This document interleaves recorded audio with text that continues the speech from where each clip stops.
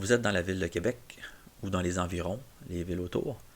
Vous venez d'acquérir soit une presse plieuse ou tout simplement que vous voulez former des nouveaux employés parce qu'on sait très bien que maintenant, quand on engage des gens pour travailler sur une presse plieuse, ils n'ont aucune expérience.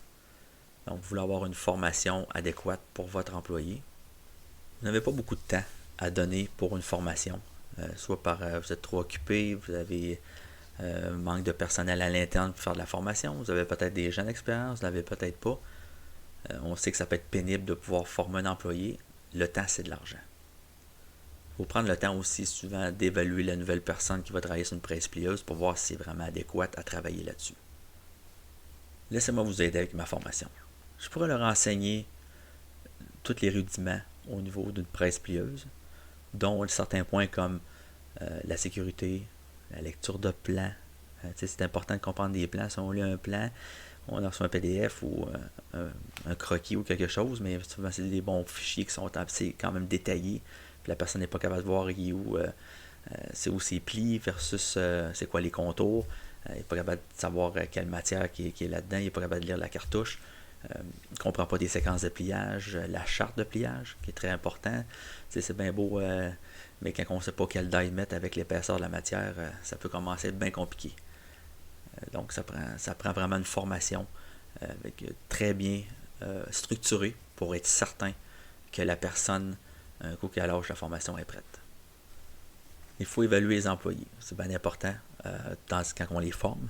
Donc, dans mon évaluation, dans mon type de formation, il y a 3 modules. Après chaque module, il y a des évaluations, des petits tests qui sont faits. Donc, on va s'assurer que la matière est bien comprise avant de sauter au deuxième module.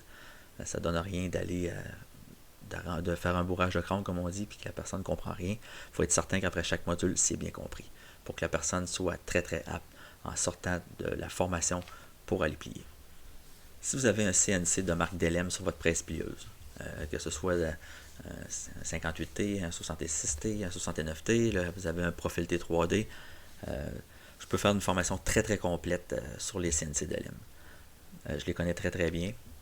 Ça peut être pour un rafraîchissement, pour des gens qui travaillent avec, mais des fois ils ne sont pas à l'aise d'aller plus loin parce que c'est pas juste d'être capable de faire des séquences de pliage que je vais passer au travers évidemment, comme programmer une pièce, etc. Mais aussi les ajustements de pliage sont super importants. Donc, vous pouvez aller dans l'arrière-plan de ça pour les utilisateurs avertis, pour qu'ils soient capables d'ajuster les Y, le X, ces choses-là. Donc, il y a plusieurs choses qu'on peut faire directement avec le CNC. Je suis la personne pour vous aider là-dessus. Comme vous voyez, je peux être votre bouée de sauvetage au sein de votre entreprise pour ce qui est de former les utilisateurs de presse plieuse, les opérateurs, futurs opérateurs, autant que donner de la formation sur les CNC TLM. Laissez-moi vous montrer de quelle façon je peux vous aider. Vous pouvez me contacter, que ce soit à Québec ou dans les alentours, il n'y a pas de problème. Je peux aller partout au Québec de toute façon. Vous voyez mon courriel à l'écran, formationplieuse@gmail.com. Aussi dans le bas de cette vidéo, vous allez voir mes coordonnées complètes pour pouvoir me rejoindre.